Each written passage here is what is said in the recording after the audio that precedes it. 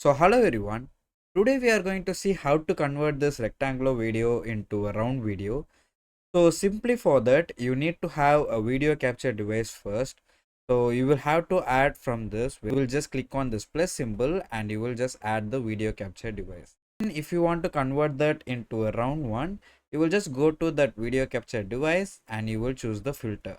And then you will see this window where you will choose this plus button under the FX filter. So you will just click on this and then you can see here image mask or blend.